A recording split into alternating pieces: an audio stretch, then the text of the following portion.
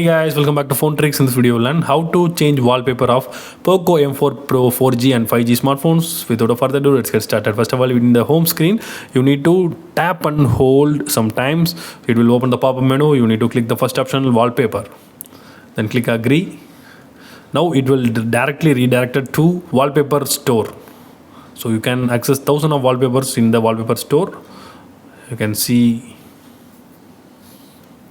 Also in the wallpaper store there are several categories available.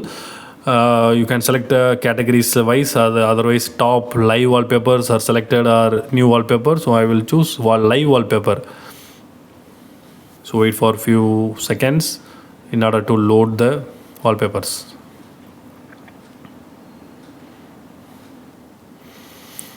So if you want to select the wallpaper, you need to click on that, then click download wallpaper.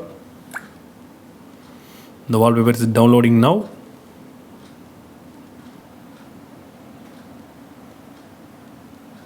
Now you need to click on apply, then click home screen or both. Now the wallpaper is applied into the phone. So that's all guys. I hope this video is very useful to you. See you next video. Bye.